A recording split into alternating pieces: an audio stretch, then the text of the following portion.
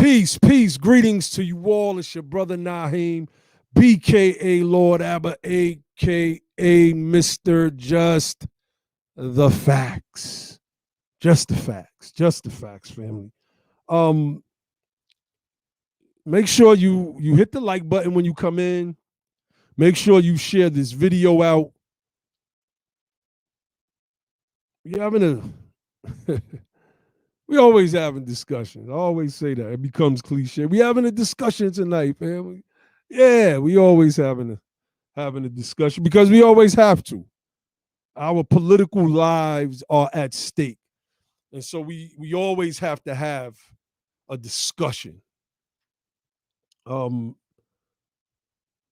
whew, we're gonna talk about some things today. We're gonna talk about this Charles C. Johnson guy that made some crazy scientific racism claims. Like, I'm like, these guys are getting bolder and bolder. I mean, they're bringing back scientific racism, family. We're going to talk about that today. We're going to bring Brother Cato on, and we're going to bring Brother Tyrone on as well, who were at the little town hall that James Clyburn had in South Carolina, and they pressed them on the issue of reparations and the growing wealth chasm in South Carolina. You know, Brother Cato was like, this is one of the poorest districts in the country. He was going in on this dude. And that joint went viral. It went viral.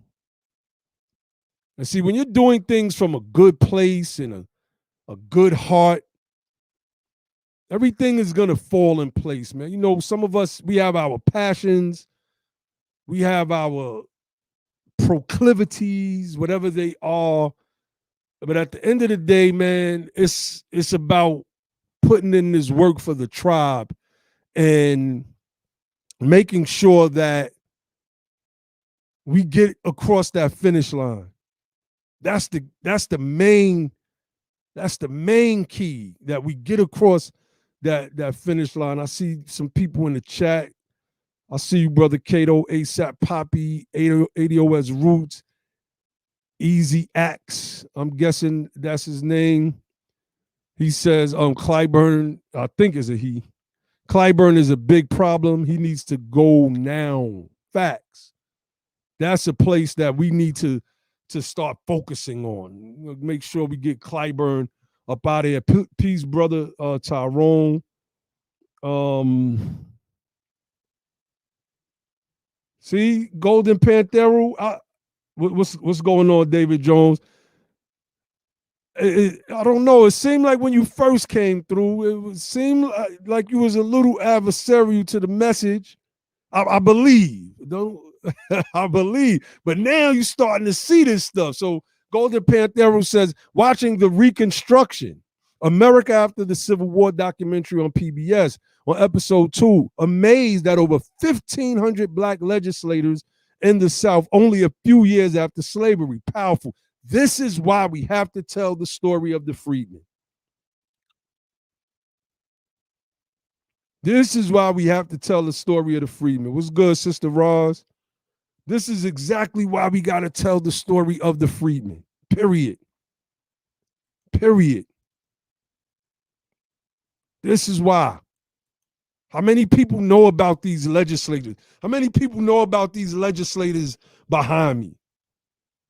How many know about them? Like, we got to get it to the point where there's face recognition.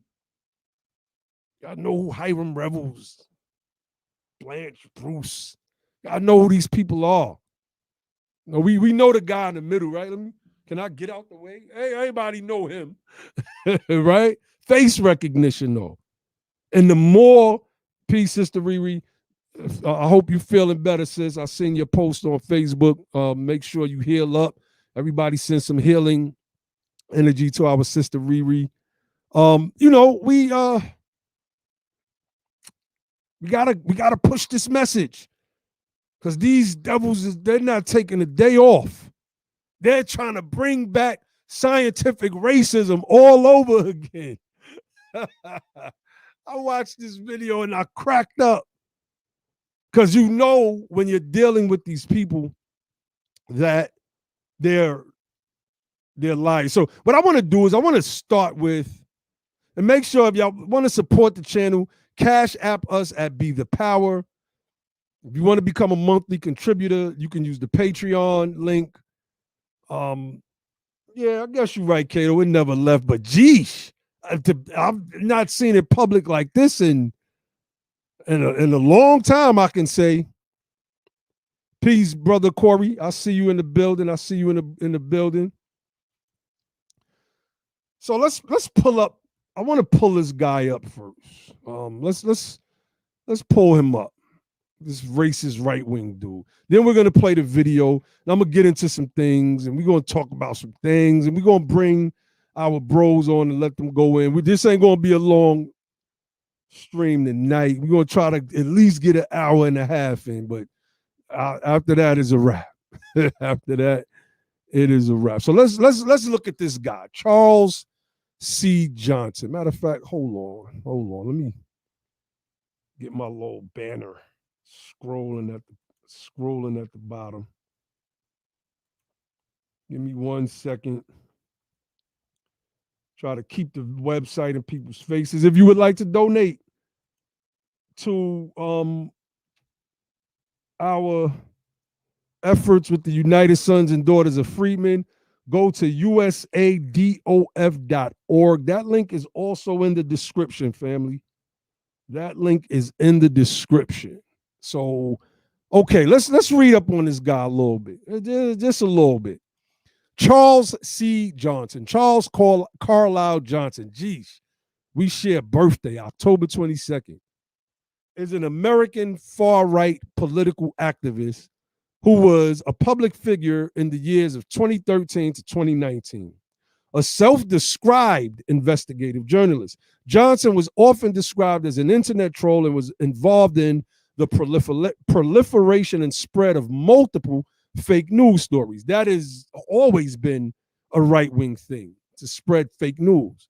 Johnson was owner of the websites gotnews.com, WeSearchR.com, and FreeStartR.com, all of which were short-lived. He wrote 2 books, both published by Encounter Books.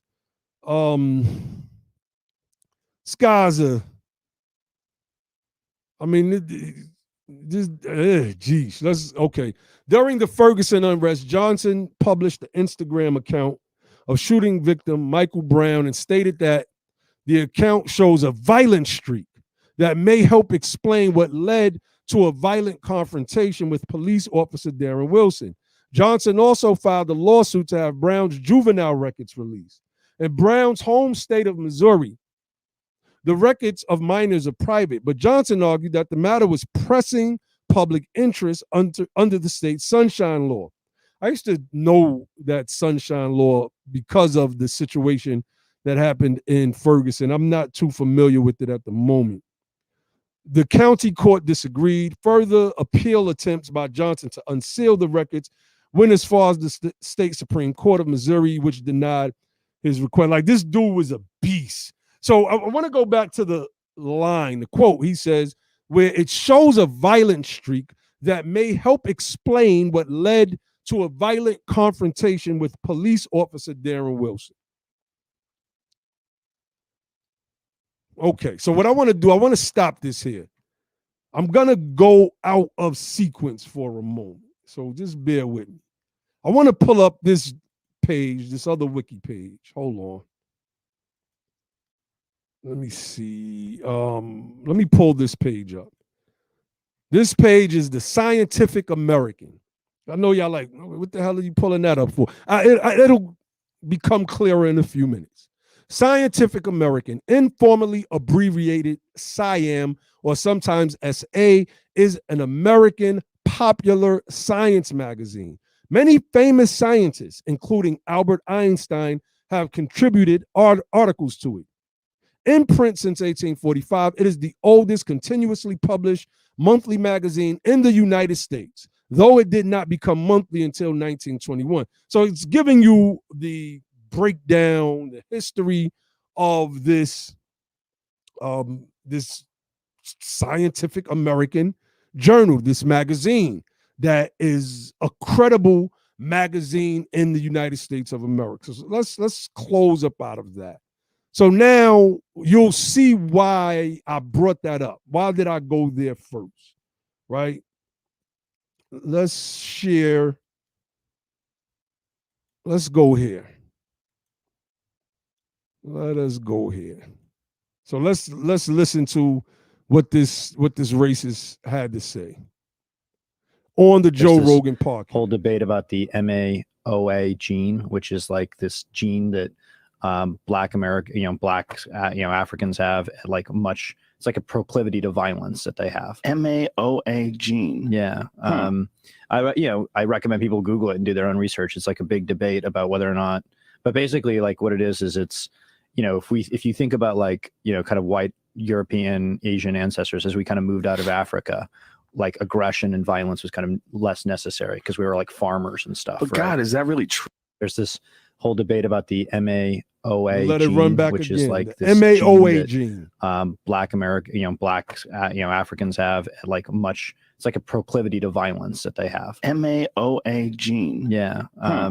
I recommend people Google it and do their own research. It's like a big debate about whether or not, but basically like what it is it's, if you think about like, kind of white European, Asian ancestors, as we kind of moved out of Africa, like aggression and violence was kind of less necessary because we were like farmers and stuff. But right? God, is that really true? There's this whole debate about the MAOA gene, which is like this gene that black Africans have. You see how he slipped up? He said that black American, African. See, he had to catch himself.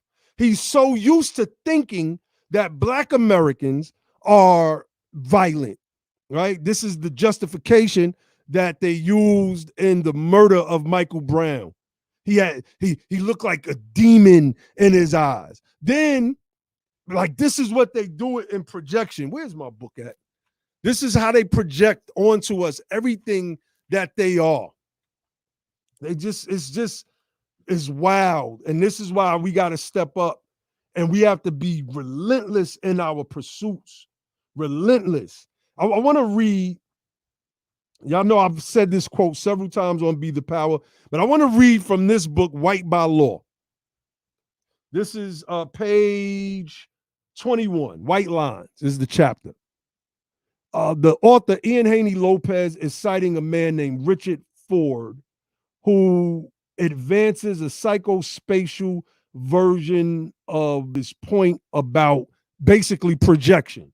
So the quote from Richard Ford says this: in order, and this is why we always talk about this black and white issue, in order for the concept of a white race to exist, there must be a black race. That's why I stress, you can see that my skin is clearly brown. If you look at one of them, they are not white. My shirt is white. My shirt is white. Okay. In order for a white race to exist, there must be a black race, which is everything the white race is not. Red, of course, does not want to be associated with. Thus, the most debased stereotypical attributes of the quote-unquote black savage are none other than the guilty projections of white society. Think about what that man just said. The whites were farmers. They didn't need that aggressive gene coming out of Africa. Okay. This white self-regard is at the root of race bigotry in all its forms. It is not a fear of the other, but a fear and loathing of the self. It is not so much the construction of blackness which matters. It is the construction of whiteness as the absence of those demons the white subject must project on to the other.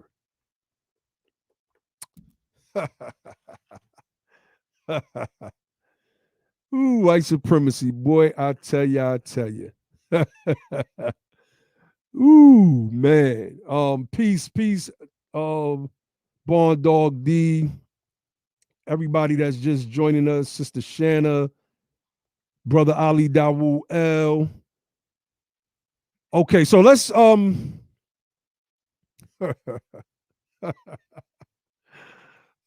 just dealing with these people is so funny. So I want to go to the Scientific American. Let's pull up this article in the Scientific American. This is too easy. But if we're not out there, right? If we're not out there, then we can't combat this properly. This is why we're going to establish Freedmen University, in short, Free U, to counter PragerU. We have to. One of us now has to go on Joe Rogan. That's why our brand has to be so big as Freedmen that when some racist like that comes on, one of us can go right on Joe Rogan, clean that dude right up, and then offer him back for a debate, a simple, back and forth. So this is what we're going to do. These people are. Remember, projection. The name of this article is called Code Rage. The warrior gene makes me mad, whether I have it or not. So I want to, matter of fact, I'm at the wrong part. Matter of fact, let's scroll up to the actual title. Code Rage, the warrior gene makes me mad, whether I have it or not. And it's talking about the same gene, the MAOA gene. I think I said that right. MAOA. Or is it MO something? Okay, so let's read from here. It says, the story of the warrior gene dates back to the early 1990s when several groups reported a link between violent aggression and a gene on the X chromosome that encodes for an enzyme called monoamine oxidase A, MAOA, which regulates the function of the neurotransmitters such as dopamine and serotonin. The correlation first emerged from studies of a large Dutch family, not Africans, a large Dutch family whose male members were mildly retarded and extremely violent. Two were arsonists. One tried to run over an employer with a car. Another raped his sister and tried to stab the warden of a mental hospital with the pitchfork. The men all lacked monoamine oxidase A, suggesting they possessed a defective version of the MAOA gene. It says they lacked this thing, and yet these people were uber violent, a family. Okay, so let's already what the Scientific American is reporting doesn't match up with what that racist Charles C. Johnson said at all. Later, other researchers reported a correlation between violent aggression and an allele of the MAOA genes, MAOAL, that produces low levels of the MAOA enzyme. It's a tongue twister. The correlation was reportedly stronger if carriers had experienced some sort of trauma as children. You see, it's so easy to put this thing on black people, the descendants of freedmen, whose childhoods are largely traumatic, right? So if you have this gene within you, then it's possible, I've not looked under no microscope, then it's possible that there could be something that triggers that. If you read the works of Drusilla Dungy Houston, Wonderful Ethiopians of the Ancient Empire, she pulls up quotes and references about the early Ethiopians and how they were looked at by other nations as this happy, peaceful, non-violent people. A portion of Arabia was called Arabia Felix, which, if I'm not mistaken, translates into Arabia the Happy. This is when our people were there.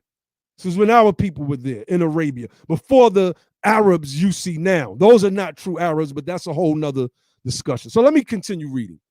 The MAOA allele occurs in apes, in old world monkeys, as well as in humans, leading to speculation that the allele rose 25 million years ago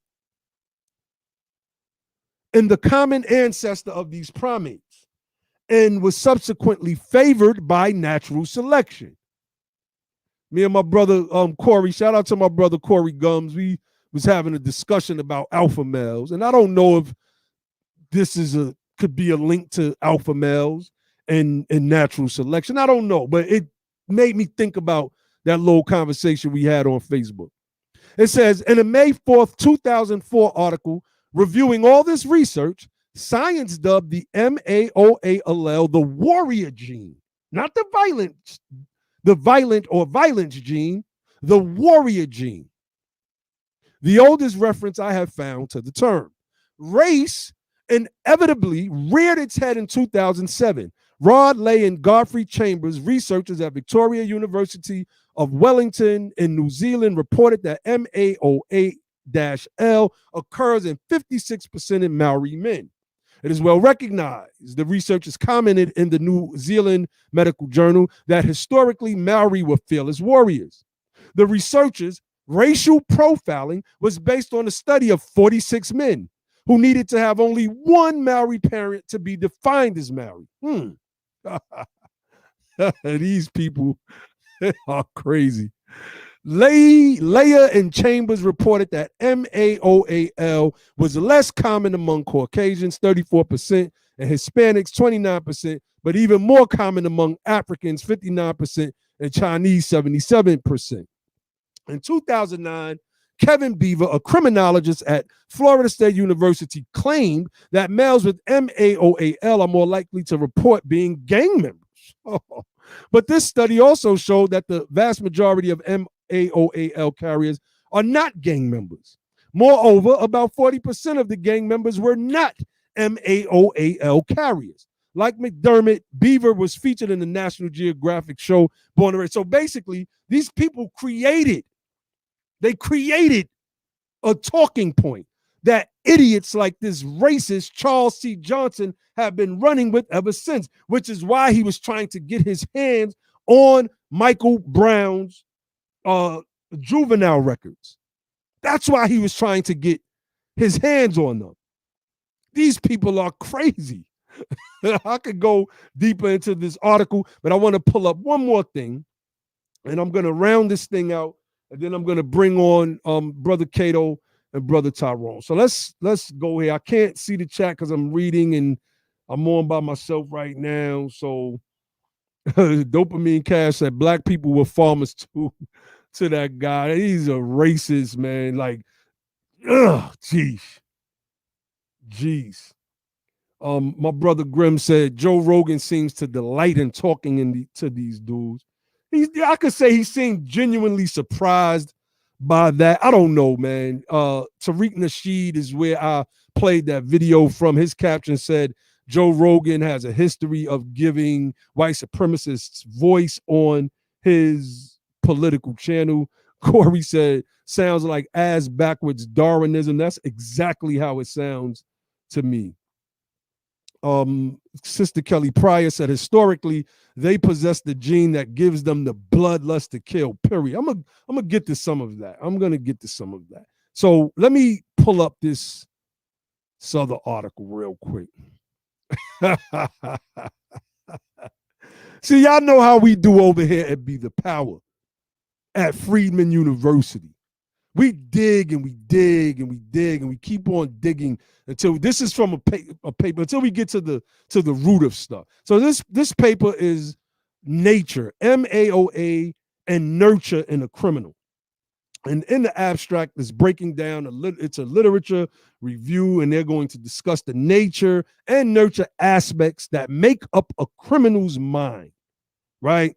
And oh man, so let's get into some of this real quick. I'm trying to zip. I'm not going to read all of this, of course, but I want to just get through at least the first chapter or two. Introduction.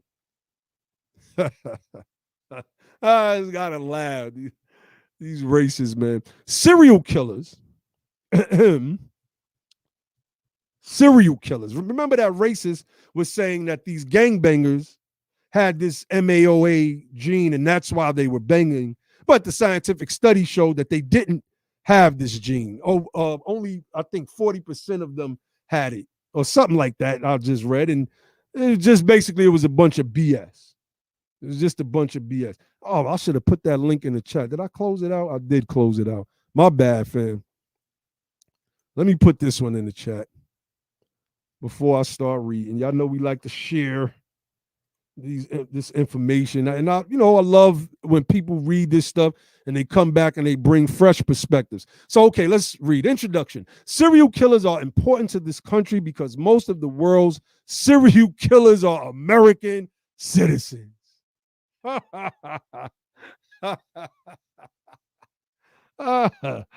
Yes, family, take the time and chuckle as I reread that sentence all over again. Serial killers are important to this country because most of the world's serial killers are American citizens. And they cite their source, somebody named Ammo Dots, who published something in 2014. Being aware of what previous killers have done is important in trying to define how a criminal thinks and how certain events or personalities are correlated to a criminal. And understanding these topics, nature and nurture, will be further analyzed to determine the exact roles they play in the human mind. This subject matter has long been a subject of importance as the numbers of criminals in the United States continues to rise through every decade. Understanding the mind is a crucial point in the field of psychology, which gives researchers the opportunity to expand the little knowledge of the mind that is available. Nature and nurture are two key concepts found in most psychological problems. Because of this, gene-environment interaction is an important factor. Monoamine oxidase A, MAOA gene, is the most common denominator in a criminal's mind. So remember, they start this thing off talking about serial killers. I don't even have to really get into too much of this. All right, I'll get here. These acts of aggression belong to the aspect of nature versus nurture. The MAOA gene and the nature and nurture concept both make up the foundations of understanding a criminal's mind. Gene environment interaction is behind this explanation and is also connected to the nurture aspect as well. Genes are a major factor of what makes the foundation of a criminal's mind. Genetics is a part of why criminals choose to do the unlawful acts that they do. We can stop right there. We can stop right there. They start that article off speaking about serial killers. This is obviously a peer-reviewed article. I'll put the link in the chat. Now, when we look at the history of America, look at the Colfax. Matter of fact, hold on. The Colfax massacre. Let's get into some of this, man. Let's scroll through some of this stuff. That's right, Sister Riri. Who have been the most notorious serial killers in the United States of America? I'm willing to guess that it's 98% white. 98%. I'm willing to bet on that as well. Get an over and under. 98. I'm going to go with between 95 and 98%. So, all right, what I want to do here is I'm going to scroll through this real quick. Mass racial violence in the United States.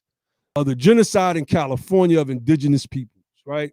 So it's talking about how the California state government incited, aided, financed miners, settlers, ranchers, and people's militias to enslave, kidnap, and murder and exterminate a major proportion of displaced California Native Americans. The latter was sometimes contemptuously referred to as diggers for their practice of digging up roots to eat.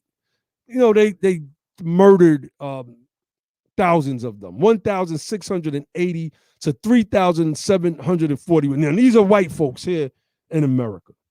These are white folks. This isn't when you had the Hutus and the Watusis fighting in Africa. It was a war, and that war led to a tribal battle that could be viewed through a scope of ethnic cleansing. Like, we're going to get rid of all of you, right? But it was a war, and it was kind of lopsided, but there were casualties on both sides. And most of these incidents with white people in the history of humanity, it's always one-sided, almost always one-sided. Whites are wiping these people out with very few casualties on their side. Very few. So let's just scroll down some more. This one says anti-immigrant and anti-Catholic violence. I'm going to just get down to our people. The Reconstruction era. I mean, we've, on the BTP Media Group channel, we did a 3-part series called A History of Violence in America. I believe it was the name of that series on that channel. We highlighted all of the Reconstruction era's brutalities, the genocide. It was just genocide that they committed on our people. This is racial genocide. The lynching era. This is white folk. How many pictures have you seen between 1878 and 1939? Obviously, the camera starts to become more popular in the late 1800s, of freedmen being burned alive and white folk sitting around laughing and having a jolly good time. And after the body is charred, they take pieces of it home for souvenirs, sometimes before the bodies are charred, before they burn them. Like what happened to the brother in Noonan, Georgia, who was forced to defend himself. And I believe the Atlanta Journal-Constitution at that time, I believe that was the paper, said that, he killed the man, slammed his baby to the floor, and then raped his wife, because, we can't have, big black penis going up in them white women.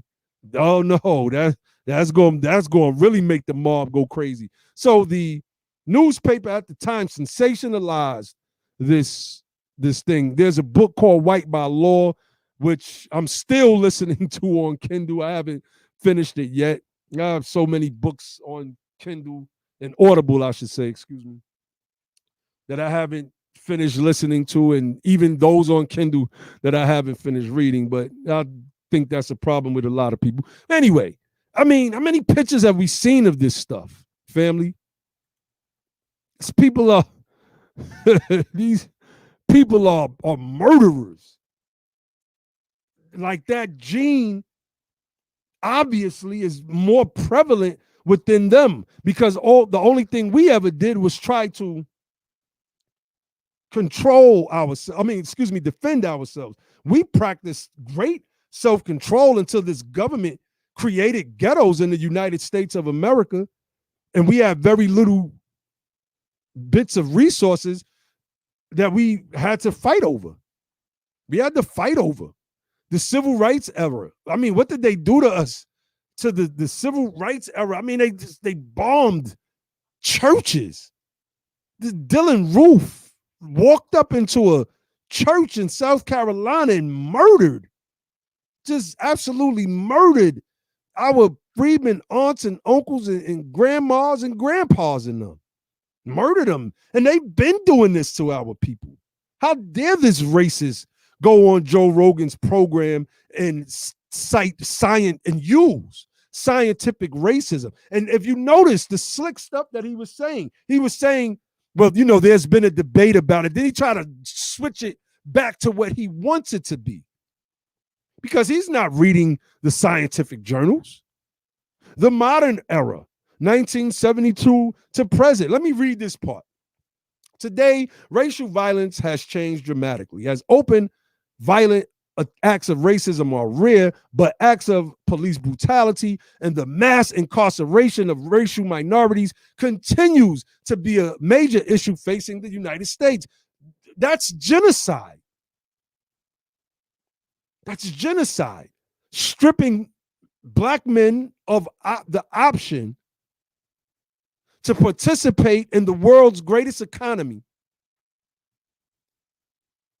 the greatest country in the world with the greatest offense and the greatest defense, somehow lets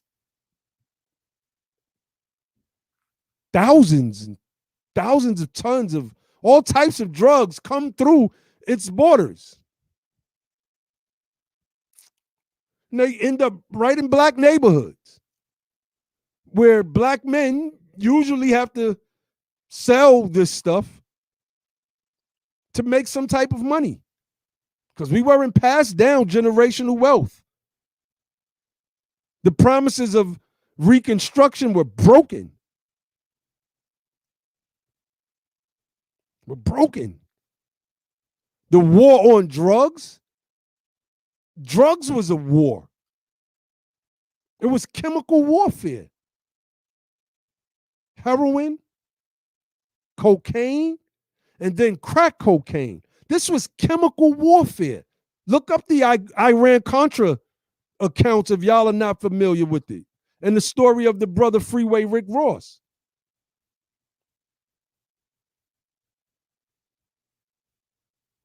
I hear you, Cato. Cato said, why are we sitting around saying they crazy, man? When are we going to show them how crazy we are? I mean, the thing is, we are showing them that. The problem is we're showing them that on each other. That's the problem, Cato. That's the problem. That's the problem right there. So, no, but they're not going to slaughter us. We're not going to just sit back and have that. And many of them know that. Many of them know that. Oh, some people not going to just sit around and let cops record them punching a sister in the face while she's handcuffed. Some dudes is not having that at all. There's a fight going on, but this is why we're asking people to join the United Sons and Daughters of the Freedmen, so we could start our fraternal order of freedmen, which, again, let me explain, will be a confraternity, which will be men and women. But within that, we could have our freedmen force, have our version of the fruit of Islam, if you will, our own militia. And those who are opposed, look up all of the black militia that John Brown was going and trying to recruit from. Pull it up right in Du Bois's book. I think that's the Black Reconstruction book. He's naming them. There were many black militia groups. Oh, yeah. Many black militia groups. So, this racist guy, gets on there, Charles Johnson, on Joe Rogan, and he talks this nonsense. And I mean, we got pages of whole wiki pages dedicated to white violence against black people. White violence against black people. It's like, but how are you going to win that argument? How are you even going to win the argument of the scientific journal? I mean, like y'all whole history, nativist period, 1700s through 1860. Geesh, look at all of this stuff. And you got Nat Turner's slave rebellion thrown up in there, but that was fighting back against oppression. That was fighting back against oppression. And what wound up happening is they killed Nat Turner, and they killed a lot of our people, made examples out of them. The Civil War. I mean, this is 99.9% white folk. I mean, do I have to go back to the Hellenistic period, the Greek period? Alexander of Macedonia, whom they call Alexander the Great? Do I have to go back to Europe? It's been a country in war ever since its founding. No, man. So brother Cato and brother Tyrone, y'all jump on, man. Y'all got the link. You know, let's jump on and let's have this the second leg of this discussion about Clyburn and how y'all pulled up on him. I was loving that. I was feeling that. You know? Yeah, I see the discussion going on in the chat. I mean, we were bred to be warriors. We had to be warriors. We had to be warriors.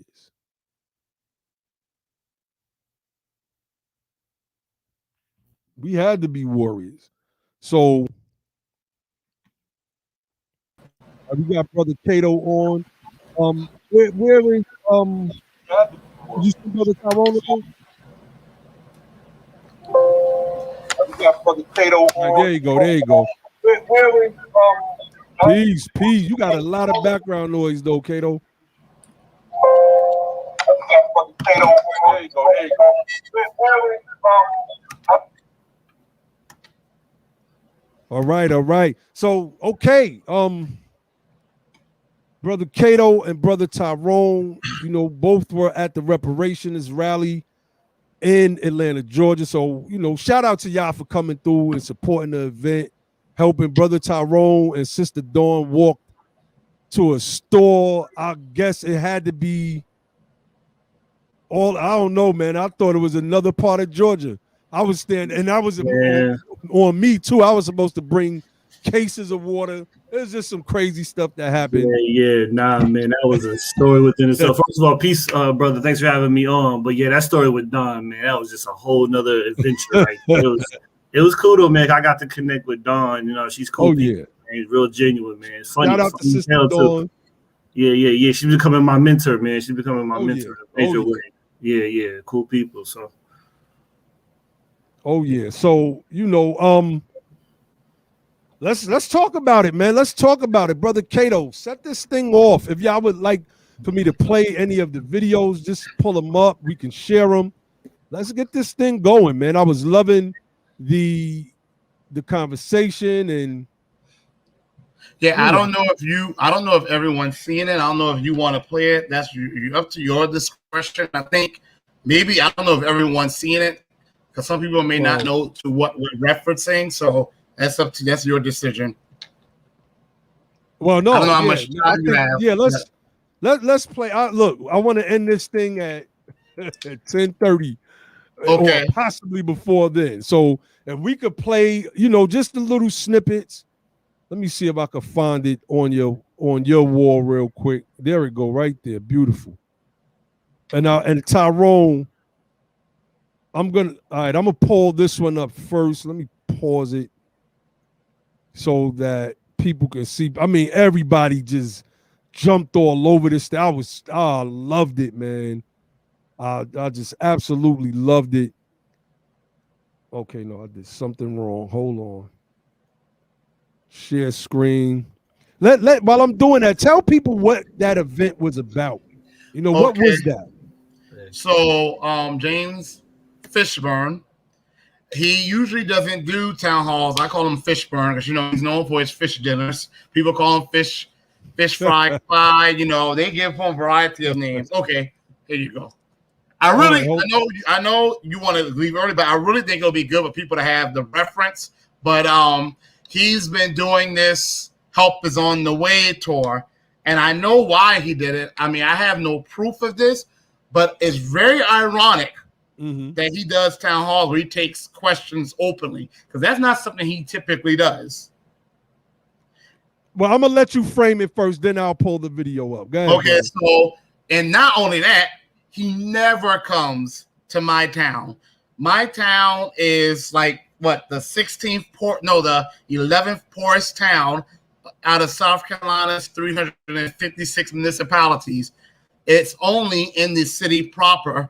It's like 4,500, 856 people or something like that. and its population actually declined. It's an extremely impoverished town called Ridgeland. He never ever comes to it. For him to come straight to my town after I was calling him out during that Black Voters Matter rally, I heckled Bakari Seller's speech. Bakari Seller and him are extremely close. I found that quite ironic because I was saying, Bakari's like, well, I'm from Denmark. I know what you're talking about. And I'm like, I'm from Richmond. So yeah, I know what I'm talking about too. Now, all this is conspiracy, but I really just found that I don't believe in coincidences, okay? He never comes and all of a sudden he shows up here. But in any case, though, came here to do a town hall. And if there's anything I would give him credit for, is he really did take questions. It's like, it wasn't some prearranged stuff. Sometimes they do that. The prearranged questions he wanted to when they get out there. No, he was like open mic, which I was shocked. I honestly was. That's as much credit he's ever going to get from me. Did he recognize you like in any capacity? I think he did, because at first Tyrone could tell you he kept looking at me and he wasn't calling on me. So I think he recognized me.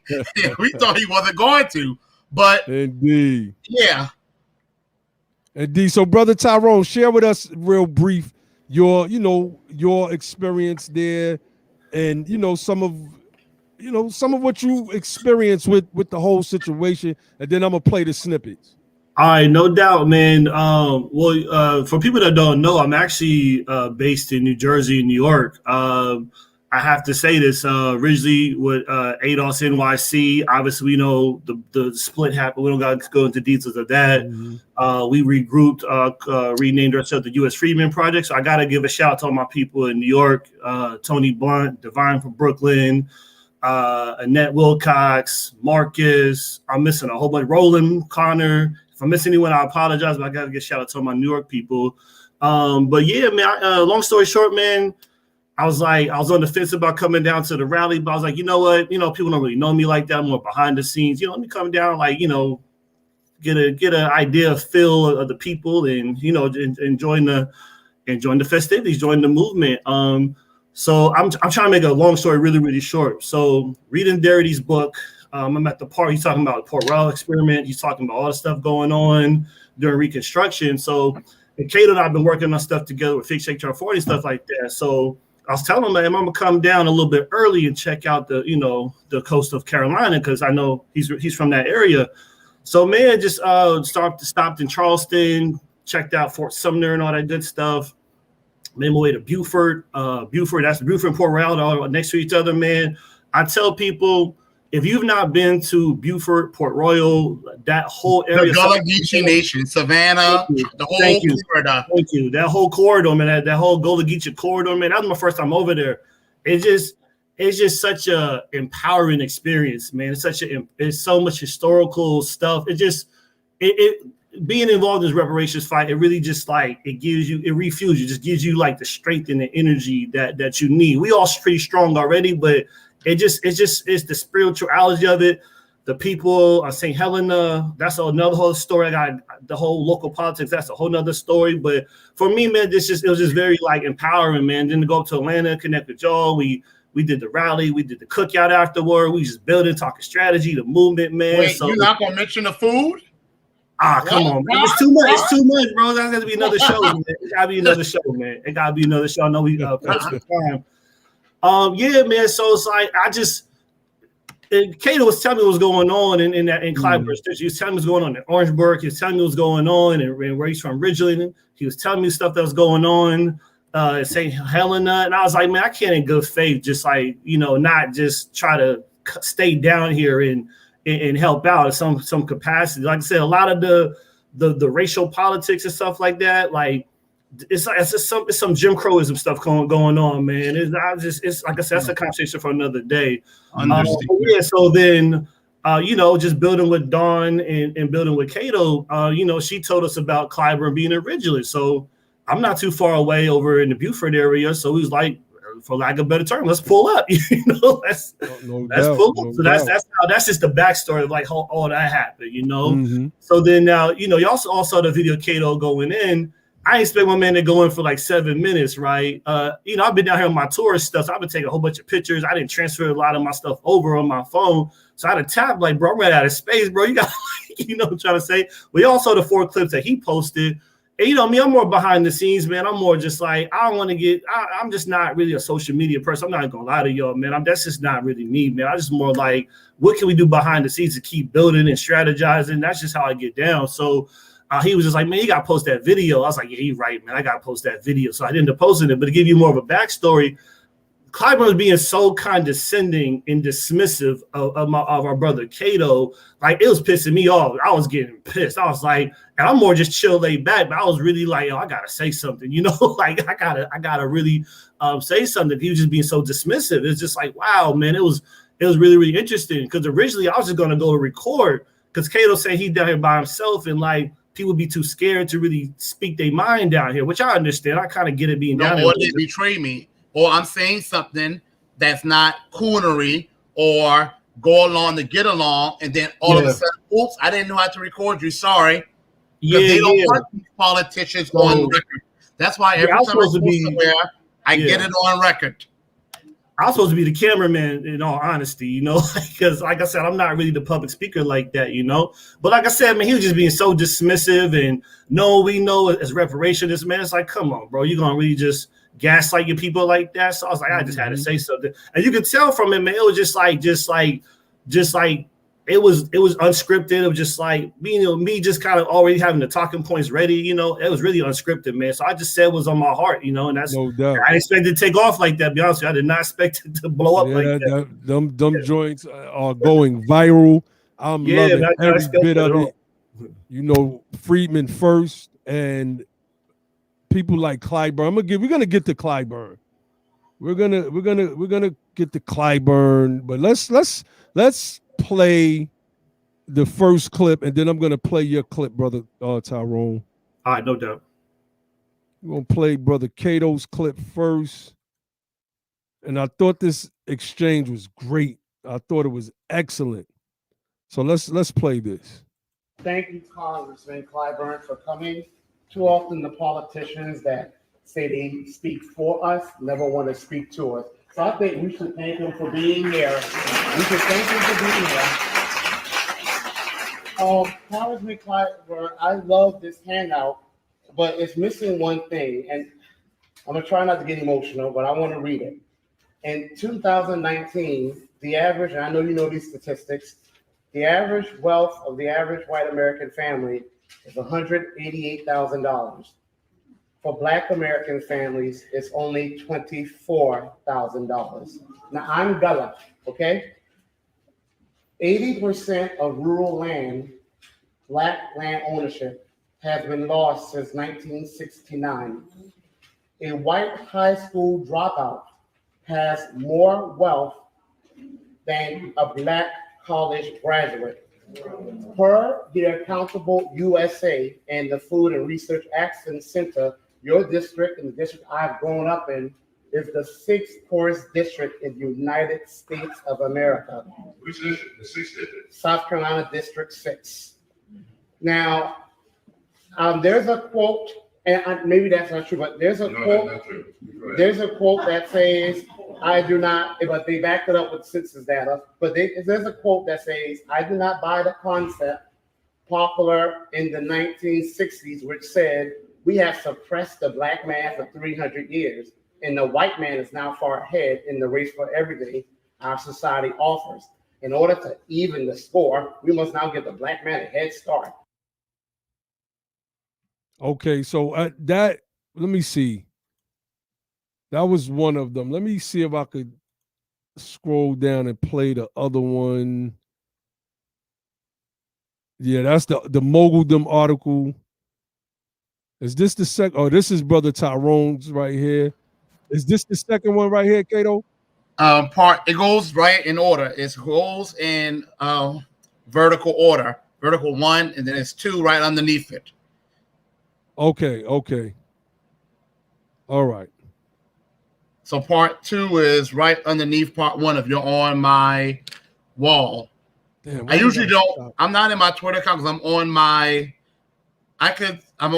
laptop, which I hardly ever use, and I'm not in my Twitter account. But I do think, the second part at least, because people won't really get the gist of how I really go into him. because that first part makes it seem like I'm just like, okay, he has Oh, a yeah. problem, but I Let really me get know. into him. Let me know if y'all can hear this. Can y'all hear that? I can't. All right. I did something wrong.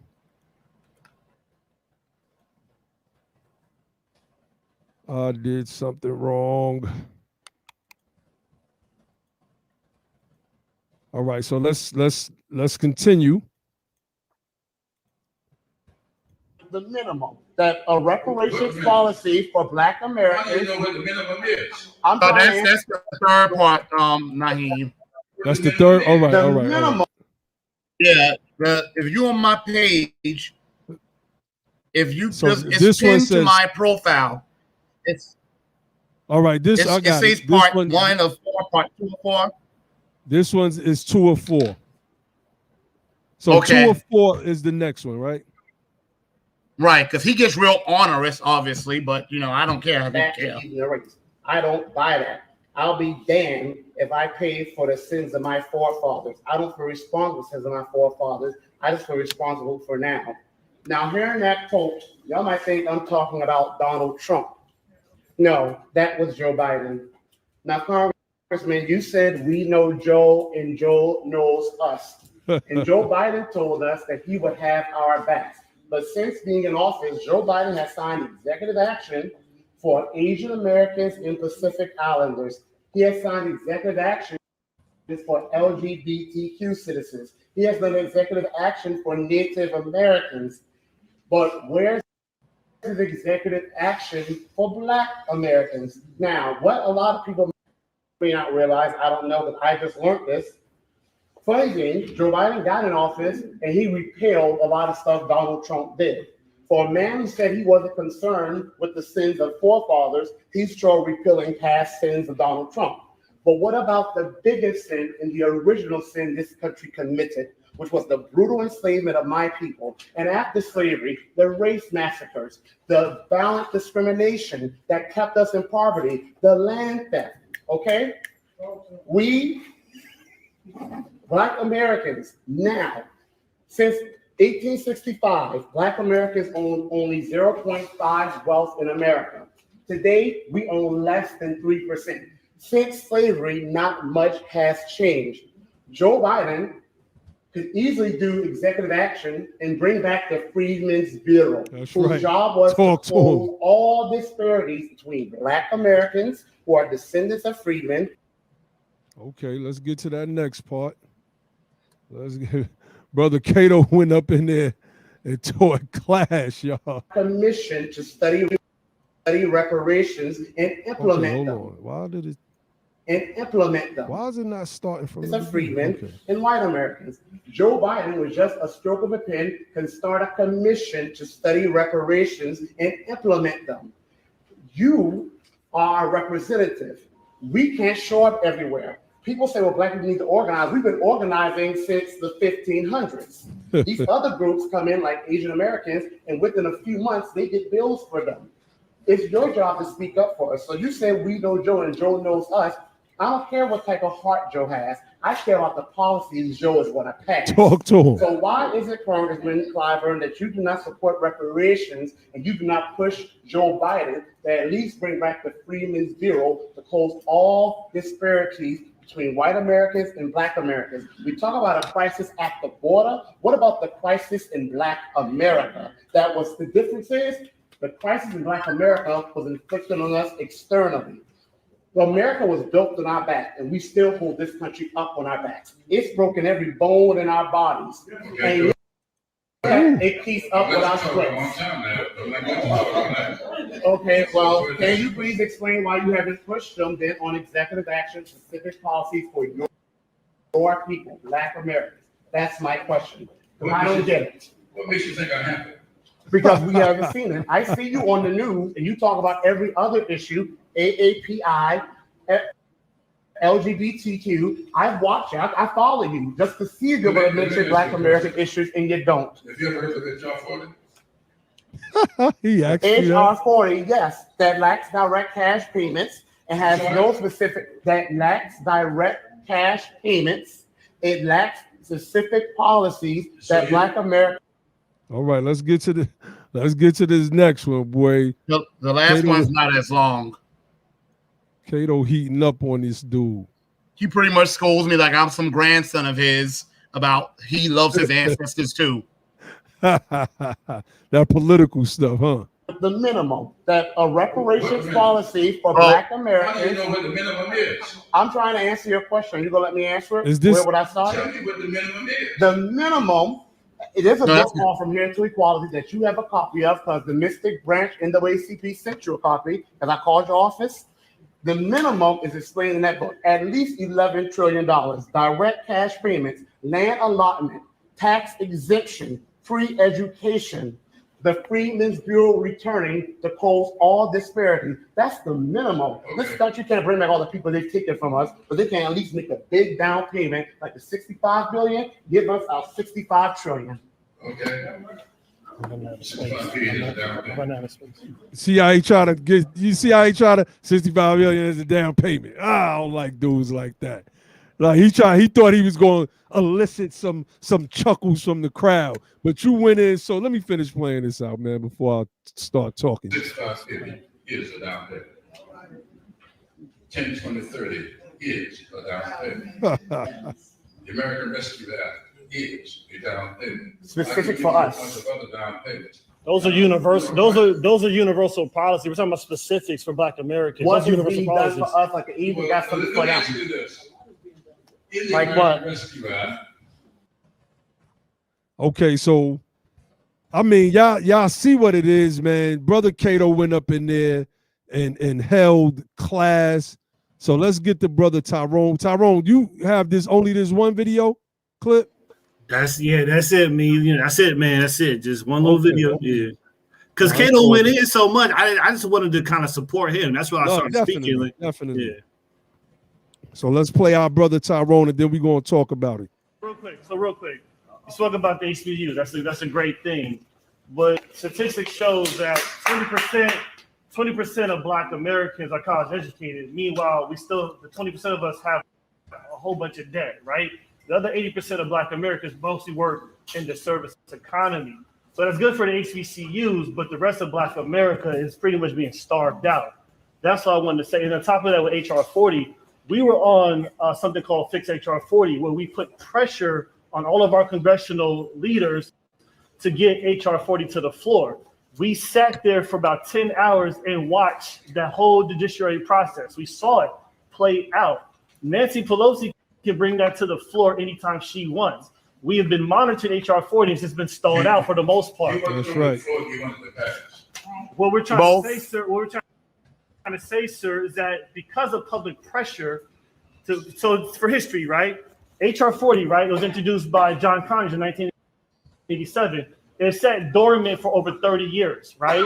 No. So, yes, it did, sir. It Yes, was it did. introduced every year. He did introduce it every year, but it never got passed. We're talking about something almost my whole adult life. This thing never passed at all. Now there is public sentiment. There's energy behind it, right? The CBC just they did a Twitter poll. They asked us, "What do you prefer? Do you prefer?" Hold on a second. So I'm almost done. Okay, you got to hurry up. Sir, it's all due respect. There's no emotion in this. We're just concerned. These are facts we're We're just presenting. concerned. We're just highly concerned because by 2050, Black American wealth is going to be at zero. Meanwhile, other groups' wealth are going upward while our wealth is deteriorating. So we're just highly concerned. That's it. All right. We just want a better quality of life for ourselves and our children. I have 2 children myself. The tax credit is great. It's great. But after the tax child credit, it's like that's just paying the bills and that's That's right. it. It's still not helping us out of the Okay, predicament all that right. we're in. We're just concerned. Okay, So now. that's it. That's Okay. it. Thank you. Thank you so much. Thank you for your lecture. We'll address, we're gonna move on, we have to allow others. Yeah, we move. Okay. Any other question? Yes, sir. Get out of here, Clyburn. Oh, man, I can't wait until it's time to get this guy up out of office, man. I know I'm going to be in South Carolina helping out, and that is a fact. So, honest to you brothers, man, for going up in there, pressing the issue, and showing that this guy, he's not for our people. he's for the Democratic establishment, you know, and it's ridiculous, man. His responses were absolutely ridiculous. They were typical, but the energy that y'all brought was different. You know, I told you, Cato, the other day, you know, it's one thing to sit there and be mad in the chat. I seen you just going in the chat. Sister Riri wasn't even saying what you thought she was saying, but you was just going in. So it's different when you sitting in the chat, but when you in the situation, our intelligence kicks in, right? Our intelligence kicks in, and we understand the moment. And in that moment, y'all like just really went in. Y'all showed respect. Y'all were even deferential to a degree, right? You gave him props, and you know what I'm saying, on certain stuff, and you know, and Brother Tyrone was like, look, the child credit taxes, that's good. But after that, that's just gonna pay the bills. That's not gonna lift us out of the predicament. We're just concerned, sir. I loved all of that, man. And you know, it's better than screaming at him. It's just better than screaming at him. And yeah, I think that, you know, it's one brother in Cato's video where he just like turns around and he got his mask on and he just looking back and he just listening, and that's the energy of the room. Like, damn, who is this? Like, all right, this dude is going in, man. You know, and y'all went in, man. So, you know, just talk a little bit about South Carolina. Cato, we were in the Twitter fake clubhouse earlier. I don't know what we're gonna call the Twitter spaces. Yeah. Copy clubhouse earlier, and you said that you was gonna run. You know, you're gonna try to get him up out of there. Hey, you got my support. So let's just talk about that a little bit. And Brother Tyrone, jump in, man, when you can. So first of all, like I've always said to like Tyler Perry, Assembly, the Reparations Collective's Tyler Perry organization, the Assembly, Tyrone, anyone with whom I work with. And I said it on Twitter a few times. People may have seen it. My attitude is, since we don't have a media machine, that is what we need, and that's what y'all are trying to do. The BTB with the I don't know what TYT stood for, but you put that in like, what does that stand for? I'm not sure what that stands for. It's the Young Turks, and it's a reference that basically it's a history behind it, but it basically means that term historically became a term that meant I'm a rebel. Okay. So like I said, because we don't have a media machine, and that's really the thing we're missing. Contrary to what some people may think, our people are not off cold or as cold as we think. What they are, or if they are off cold, is because they're just not informed.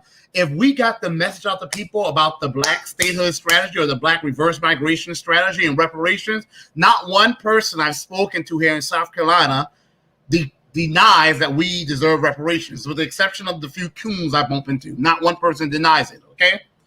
But the media is not promulgating that message. Like I said, Tiffany Cross is the only person on mainstream media, she just did it again this Saturday, that constantly mentions reparation. And she only has one day on MSNBC for 2 hours to get the message across. So my attitude is, where the camera goes, so does the message, okay? I have like no problems being an attention whore.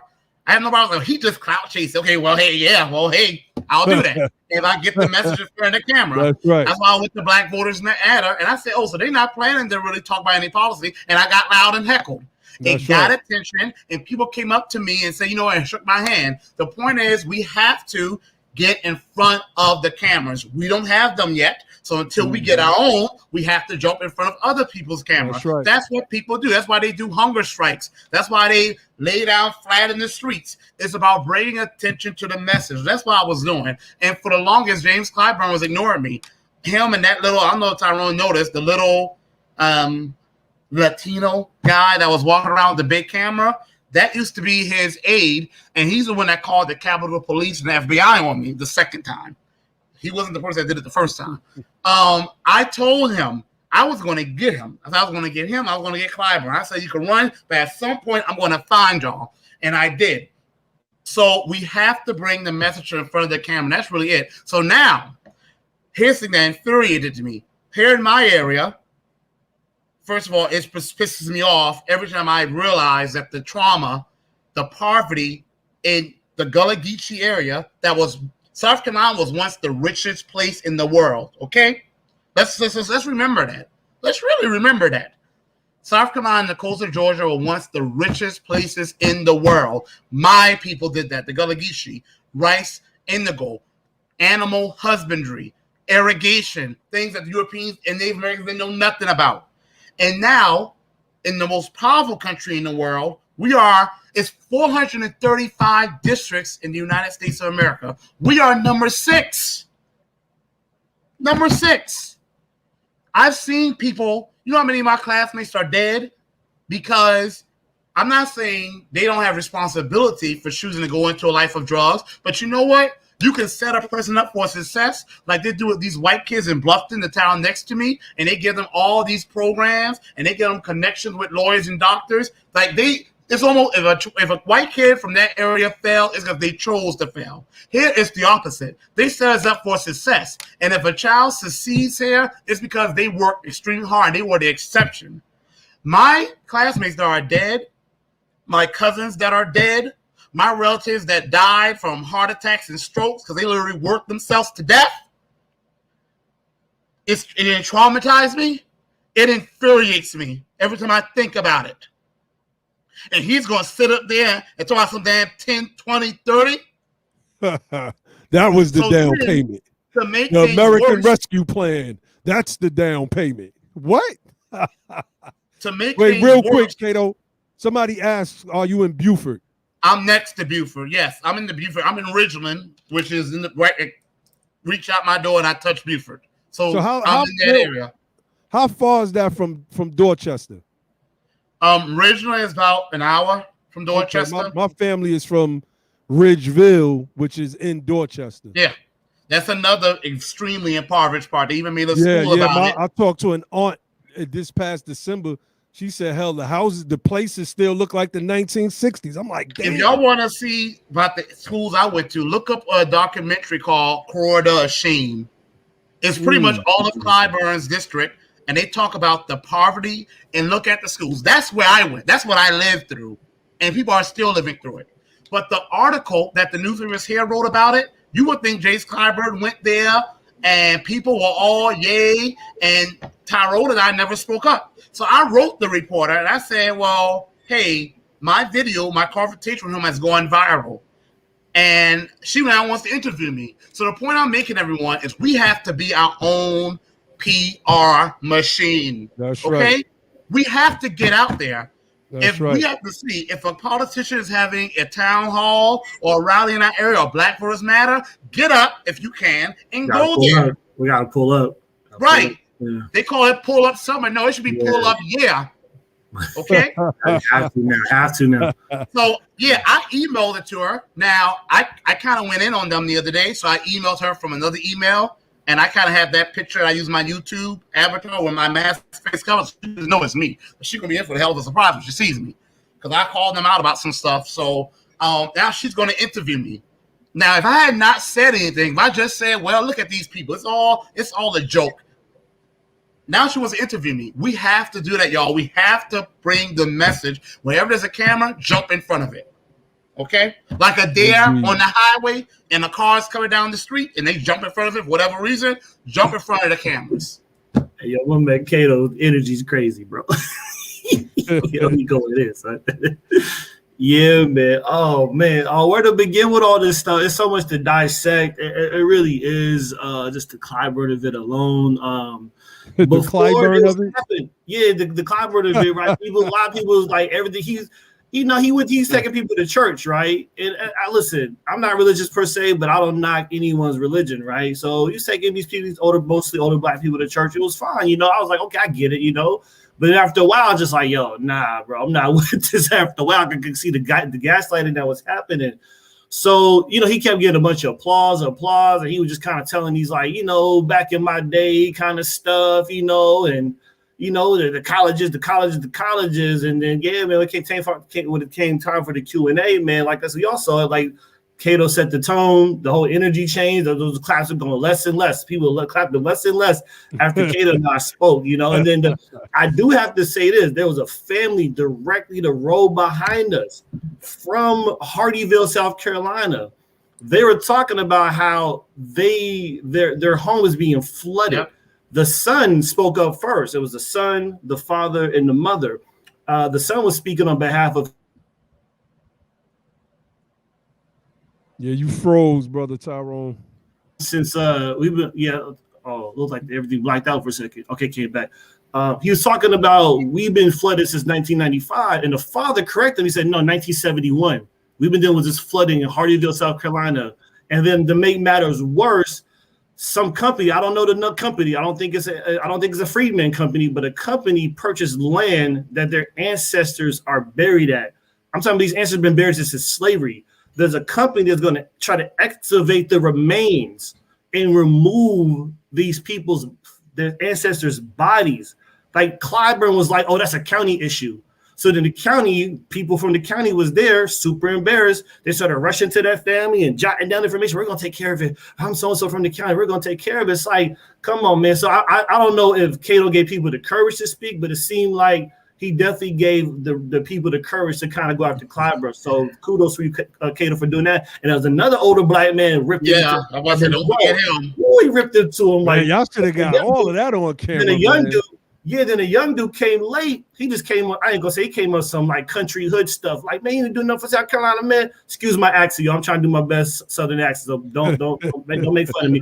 Y'all, man, y'all ain't do nothing for South Carolina, man, blah, blah, blah. And he stormed out the room. So I went to go talk to him. I was like, with the calm him down and stuff. So Cato, man, you just set the whole thing ablaze. So yeah. And he mentioned the good about that other guy, and he's from Columbia. So yeah, he does have a Central South Carolina accent. But the thing about that guy, like I did too, he mentioned executive action.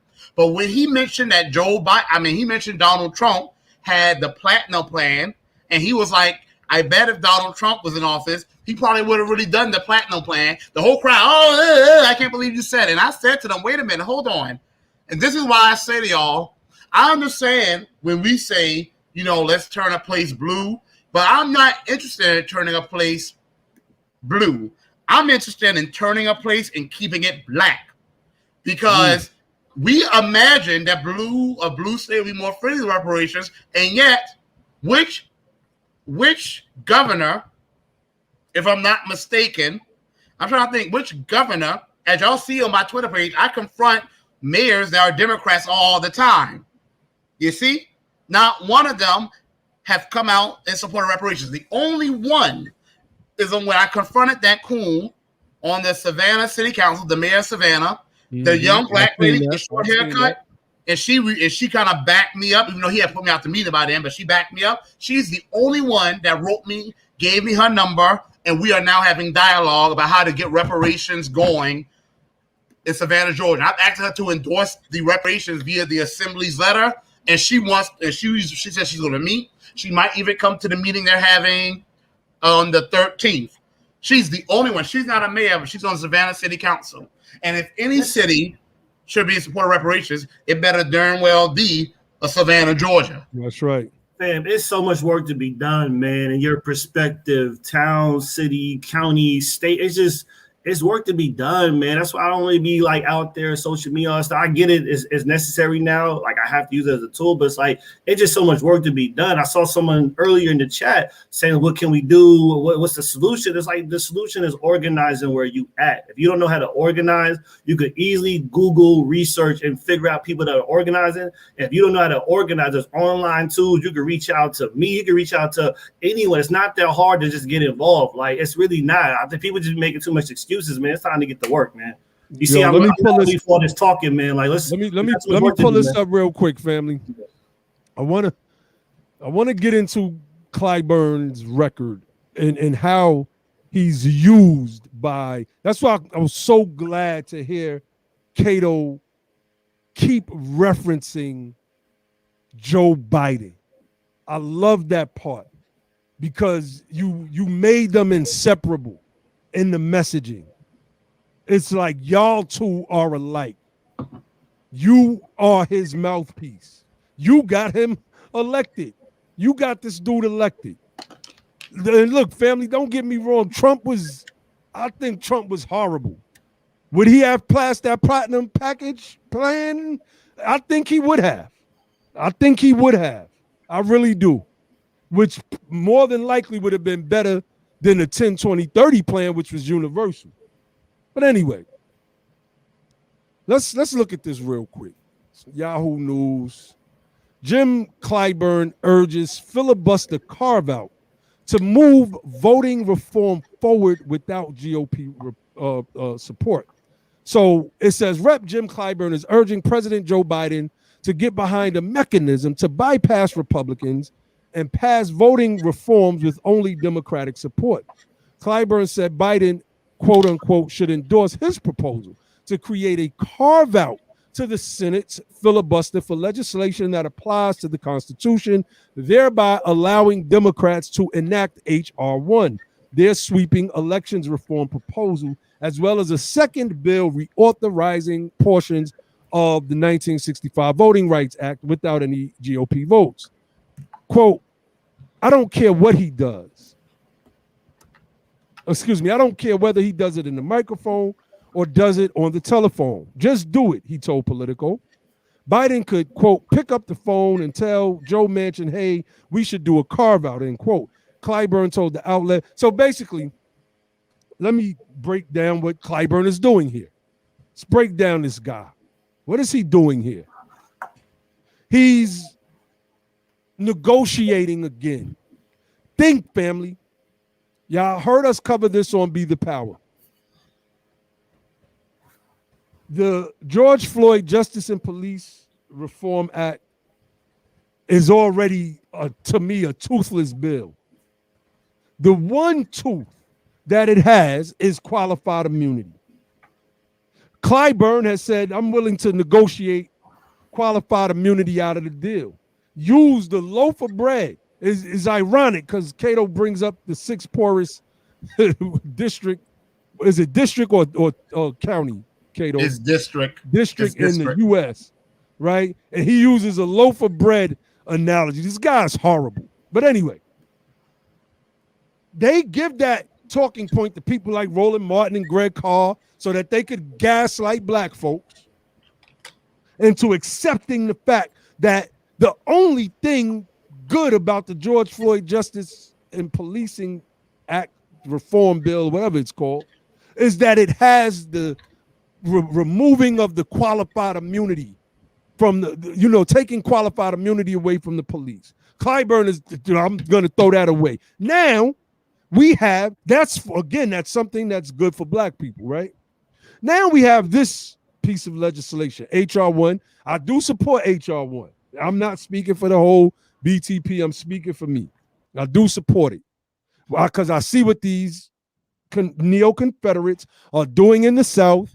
And if the federal government does nothing, then our voting rights here in many of these southern states will be impacted. It is the federal government's job to do something. This is what the Civil Rights Act of 1866, what the 13th, 14th, and 15th Amendments, the Civil Rights Act of 65, the Voting Rights Act of 64, and the Civil Rights Act of 65. I can have those years backwards. The federal government is supposed to step in and do something. Here, again, Fish Fry, that's what they call it, Fish Fry Clyburn, is saying, Fry Cly, yeah. Fish Fry Cly wants to carve out the portion of this bill, family, that's gonna basically help our people. He wants, this is the thing that I don't understand, yo. I don't understand that this guy could keep getting elected over and over I understand over again. But we understand it, but damn, how could we have been fooled for so long? We gotta So not the hold on a second. I was gonna say, man, we gotta get to these younger people, man. We gotta get to the younger generation. We have to, man. We gotta get to these younger folks because I was gonna say we went to the Black Voters Matter event in Columbia. It was like a week or two. What was that, Cato? We went to 2 that weeks ago. About 2 weeks ago. And I got there a little bit late because I didn't mention how long it was take me to get up to Columbia. I didn't realize how far it was. But when I got there, though, the energy was dead, like dead. No, even my song on the mic and try to hype the crowd up and stuff. And Kato was telling me, like, the young people showed up. They were energized, ready to go. And they got it done some respectability type of stuff. So young people just dipped out, right, Kato? Like, not to cut you off, Naheem, but I just bring it up real quick. Oh, no, I'm good. Y'all go ahead. We going to end this soon, explain. Definitely. Like I said, so much to digest. But go ahead, Kato. Yeah, it's so much to digest and share with people. Like, this is the mindset of South Carolina, by the way, has one of the oldest electorates in the union. Okay. But young Black people are moving back to South Carolina. Okay. But a lot of people aren't voting. I mean, look, first of all, James Clyburn's district has like 700,000 people. Okay. That's a lot of people. And his district goes from the upstate down to the coast. They literally carved out every majority Black area everywhere in the state and gave it to him. So even there are some parts of his district that are not even contiguous with other parts of his district. It's gerrymandered. So when the Democrats talk about, oh, they don't like gerrymandered districts, they like it when they think it benefits one of their stooges. Here's the thing. My great-grandmother, like I always bring her up, she was born in 1914 at the height of Jim Crow. Lynch Mars. I mean, Buford used to have Ku Klux Klan. I didn't notice. I looked at the archives. Ku Klux Klan meetings all the time. In deep poverty. She didn't know they were poor because they was on a farm. You know, all of that stuff. She was chased up north, not because of Lynch Mob, but because of poverty, really. And my great-grandfather was cheating on her. And she wanted to show him a thing or two. Somehow he found her up there. And they stayed with them for 40 years coming down to visit. The biggest fear of Black people here in South Carolina, I'm going to tell you, the older group at least, their biggest fear is a Republican coming in power and sending us back. That's when we had and their biggest fear is that any Democrat is better than any Republicans. The Republicans want to take us backwards. What they don't realize, hell, we haven't gone forward. That's right. Where are we going? We the sixth poorest. And the average income in James Clyburn's district is like 41,000. Okay, for the white person, his district is like 36% white. It's 60-something thousand. For Black people, his district, and I've looked it up, $23,000. Wow, $23,000. So where are we going? Where we went? That's right. And so people don't. I don't know. Some of y'all may not understand it because I haven't showed it and you haven't seen it. To see the poverty here in South Carolina, you have to see it. I'm telling you, it's unreal. I'm not saying there's not deep poverty all throughout America among our people. Yes. But I always knew growing up here, the poverty here I just knew this was not normal. I knew that. And when I finally confirmed it for myself a few days ago, I was not surprised, just disgusted. If I could get in there real quick. Yeah, okay, if I get in there real quick, right, from a northern perspective, right? This I was telling Cato. I said, in New Jersey, fam, it's the same that you see in the poorest parts of South Carolina and Clyburn's district. We talking about the Camdens, the Pattersons, Newark, East Orange, man, just the benign neglect, just the abandonment, the dilapidated homes. It's like we cannot accept this way of living. Like I refuse to accept it. And I told Cato that it's the same in the North, fam. It's just urban. It's just urban. It's the same. Black America has been neglected for a long, long time. I don't got to tell y'all that. Y'all know this very well. And I will say too, going back to that Clyburn event, and I'm gonna end it with that. If we're ending the show, so I go up there, Cato go up there, all these Black Americans, these freedmen, descendants of slaves are, now they're talking about their problems, right?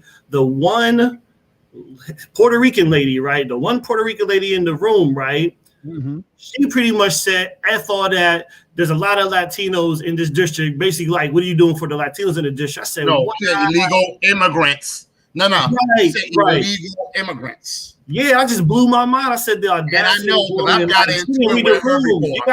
And I was like, she gotta read the room. If I'm going in there, there's a bunch of Puerto Ricans and Spanish speaking people. I'm like, okay, this ain't my audience. I'm gonna just chill. Like, I'm gonna go talk to them on the side about my issue. But she was just boldly just like, No. I was like, wow, fam. I'm glad that brother that just barged in there, the one that started shouting out about the executive order, Donald Trump, he cut her off. I'm glad he did. That's when he jumped in. He was like, hey, what do they do for Black Americans specifically? I've got into it with her, but she's the head of the Democratic Party in Bluffton, which, by the way, Bluffton is the richest town in South Carolina. And she's a Puerto Rican. So I don't know why she's always concerned about illegal immigrants, because she's not illegal. She was born in Puerto Rico. She just moved to the mainland. But anyway, my point is, y'all, we have to have, I know, Naeem, you and the BTT brothers are strategizing. Here's one thing we need to have. We need to have a representative, at least in each state, someone who can show up to events. Now, South Carolina is a small state, but still, it's like 5 hours from the mountains to the coast, but almost 6 hours. So I know we have to have at least a representative, at least in the states that have, I guess, Democratic representatives, because those are people that have people meaning vote for, who can show up to these events, who are the designated people that show up to these events, at least in the main regions. Because what is happening, eventually, let's say I was following Clyburn and keep calling him out. At some point, he's going to ignore me. He's going to say, okay, you're the only one, so go ahead and ask your little question and get you moving. If he was going to every region in South Carolina and getting different people asking the same thing, he would think, because a person sees is sometimes what they believe. He would say, well, damn, this thing was really catching off. I better get up there and tell Nancy Pelosi, hey, I'm about to lose my district. You better do something about the reparations. We have to do that, and that's the point that we're not doing. I'm not blaming anyone, because I know we're loosely organized, as all of us doing different desperate things. And hey, to the guy in the chat, 0396 something, I'm not an organizer either, okay? I am not an organizer.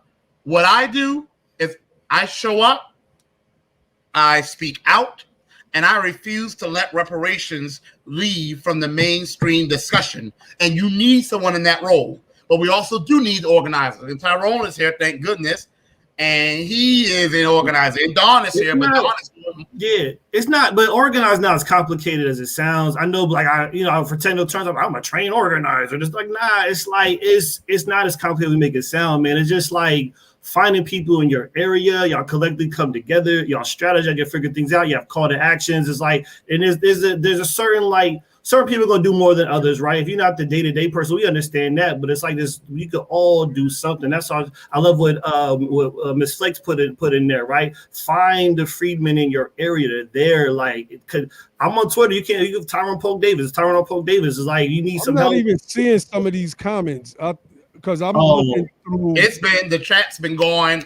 No, I see the regular, like I could see, but the people that I see people respond, I guess I got to go to YouTube. For whatever reason, some of the YouTube users' comments are not showing up in the chat. I try not to have YouTube open while I'm live streaming because it slows it down. And I'll be having so many damn papers. Yeah, but then that explains a lot. Then let me get off. It's just, it's set up a Facebook page, set up a Twitter account. Try to go put something on Meetup saying hey, this is a freedman. I'm looking for other freedmen in the area. That's what Tony and Roland did up in New York. It's like it's little things that can help kind of. Go ahead, Kato. I wanted to say that I really don't think organizing is as difficult as some of us make it, but I know for me, because I got so many things going on up here, I can't always deal with people. So people may think I'm very extroverted and I'm not timid and I'm just out there. No, I'm actually, in reality, a pretty reserved person.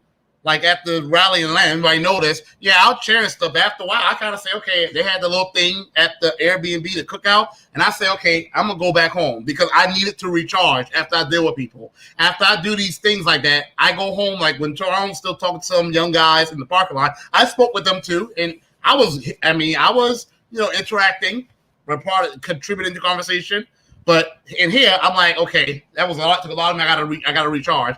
All of us can't do the same thing. Not because of ability, but sometimes because of circumstances, whether it be physical, mental, emotional. And so for me, organizing, like I told Chris of the assembly, I told him and Lucretia, I said, look, I told y'all I'm the main person here. I told y'all I don't know what to do. And people always come to me and say, hey, what more can we do? That's the thing, y'all. People come to me all the time here in South Carolina after my speeches, or sometimes when I'm just turning up about whitewashing of history here.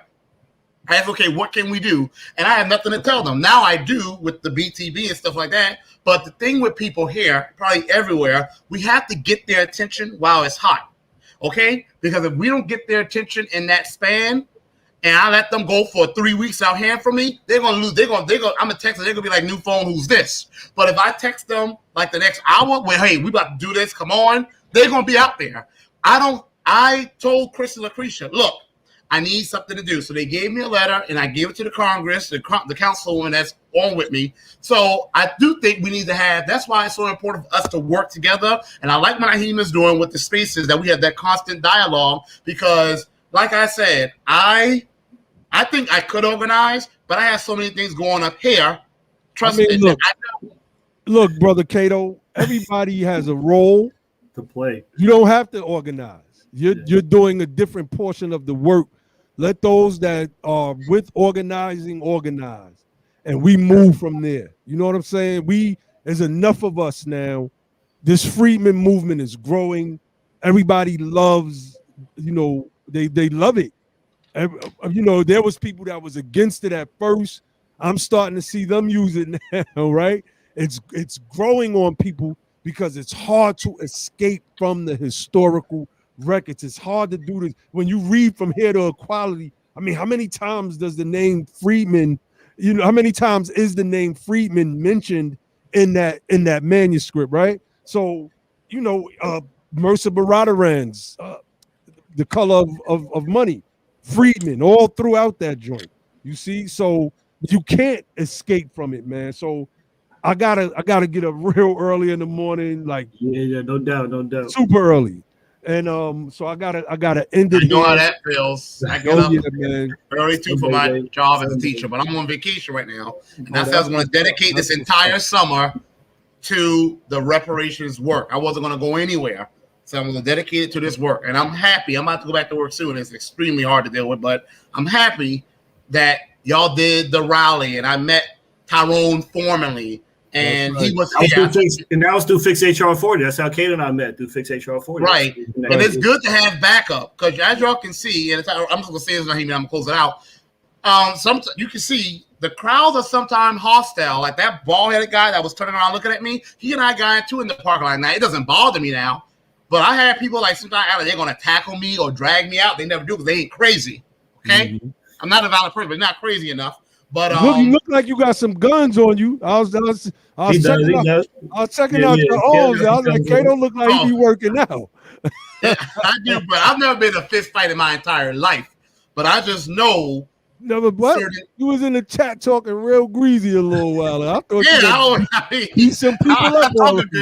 That's what I'm good at. I'm good at talking. I'm good at bringing a message. The data, fam. And the data, they can't dispute the data, fam. That's why it resonated, So. All right, I want to pull this up real quick from our brother at BTP moderator, Brother Corey. He says, Senator Brenda Gilmore in Tennessee is sponsoring SB 1237, which is the creation of the State Office of Racial Equity. I have made several presentations advocating this to be the reformation of the Freedmen's Bureau. And he also says, anybody in Tennessee, hit me up, please. Brother Corey Lorenz, put your email address in the live chat. And when this video is over, put your email address in the comment section, possibly with that same message that I just highlighted, so that people could reach out to you and contact you. People are going to watch this video just in case we don't have too many people in Tennessee that's on the live right now. When they come across it, we're building right now, we're networking, we're connecting, we're growing. And what Cato and Brother Tyrone did was it was great. It has caught fire. People sending me the videos. They're like, yo, I see Cato on 10 Black. I'm like, oh, I see Cato on the what do they call it? The Fred Hampton. I don't know why they use Fred Hampton's name, but anyway, you know, I'm seeing it everywhere. Moguldom, you know, so I'm glad. Y'all give us some closing statements, and please don't be too long-winded. I'm trying to get up on it. Well, let's start with Brother Tyrone first, and then you close out, Brother Cato. Yeah, no, I'll be quick, man. Like I said, peace, Daim. It was an honor meeting you in Atlanta for the first time. Yeah, man. Like you said, I got you credit, man. I give you credit on, I think, Facebook. I was like, you and the BDP crew deciding to have that rally, it prompted me to come down. You see what I'm trying to say? And that kind of just set all this stuff off, man. So I could give you and the rest of the brothers all their credit. Peace to Cato, you know, so I got your back, brother. We're going to keep down here. As long as I'm down here, we're going to keep building. Even when I go back up north, we're going to keep building. Everyone in the chat, I appreciate all the love and support, man. I really do. I really appreciate y'all just sharing the video, sharing the message. I really appreciate it, man. I got to give even Constance, too, man. I met you in Atlanta, man. You showed me nothing but shout out my sister Constance, man. Yeah. Now her energy was dope, man. She didn't know me from a rib, but she just handed me an IPA. That's my favorite beer. I was like, oh shit, it's my favorite beer. Okay, that's what's up. It's all love up there. You know what I'm saying? Yeah, man. Come on, man. Just peace. And her whole family was lit. Yeah, exactly. Even a little kid. Everybody was lit. Exactly. That's all I want to say, man. Just like peace to the family. Let's keep building, you know? Definitely. Brother Cato. I'm going to make it very short as well. I just want to say, first of all, everyone, I appreciate the support and the face-to-face interactions we've been having, the rallies and the meetups. That's really been helping. And I am so glad now that we are making the mission and the objective more important, not the people and pointless conflicts and people worship. I really appreciate that. And y'all, I'm here to help in any capacity I can. If there's an event going on, I can make it. I have the funds, I have the time, like Naheem's thing or Tara Perry's thing. I show up. I'm always going to show up to support this. And I just want us to organize and not give these Democrats who claim to speak for, especially the Congressional Black Caucus Democrats, they don't deserve a safe place because their people don't have one. We are long overdue, and we don't always have to be polite about it either. But if we can to get it in, that's good. So I think we all just need to get out there like we've all been out there and keep doing the work. Thank you. I'm here to support y'all. Honors, man. Thank y'all again. Thank y'all for coming through. Sister Constance, everybody get that civics guide. That little book is powerful, man. That little book is powerful. You want to build a civic education and understand the functionality of not just government, but how it should operate from the base of your own home and your own family. That civics, I love that little book, man. I love it. I carry it with me everywhere I go. I keep it in my little bag. I seen your order today, Brother Bahi. So I'm loving it, man. I'm loving it. We have momentum going, family, and we have to keep this momentum going. I'm actually thinking about doing like a Georgia meet and greet. The book can be found on the website, Sister Tansy, USADOF.org. You can get the link from the description. Matter of fact, let me just put it in here. It's crazy. I gotta type it, then copy and paste it, because if I don't do that, it will not become a hyperlink in the chat, which is just weird to me. Marjorie Melvin says she got hers today. And I want some feedback, family. I need some feedback. Family, on that civics guide. I need to know what y'all think about it. I need to, being that this civic conversation as it ties to the patriotic will of the country in conjunction with our freedmen ancestry has been missing for decades after decades. I need to know what the family feels about it, because it's going to be one of the little pamphlets that is used by Be the Power and the United Sons and Daughters of Freedmen to push in this in our educational portion of this great work. So I'm definitely waiting for some feedback, man. Y'all go to usadof.org. Get y'all a copy of the book. Brother Cato, we're gonna have some membership applications go. We're working on a bunch of stuff right now. We are working on a bunch of stuff right now. So we're gonna have some membership applications going up really, really soon. Just bear with us, man. So we got it. Sister Kelly, yeah, y'all seen your order, sis. And please be patient, y'all. Let me say this. I'm using a print on demand company. Sometimes you could get that book in I don't want to say 5 days. I'll say sometimes you could get that book in 6 days. Sometimes you could get that book in 10 days. Sometimes it can take 14 days for the book to get to you, depending on how backed up they are. So just please be patient. Just everybody that has ordered a book received them. I was one of the first people that got a book posted theirs up so fast. I was like, damn. So, and I could see people hitting me up and they was like, I haven't received my book yet. I was like, yeah, it's just the company, it's like that. Some people got that ordered at the same time. It's just, I don't know. That company is crazy, man. I like that, Kato. I used to say I like to be loosely affiliated with groups because if I do something crazy, I don't want it reflecting back on the groups. But I think I would like to join, or at least we would love for you to join. And that's what we're here for, right? We all got a little crazy in us, and we gotta start locking arms now, and and forming the link, because we can't have no weak links.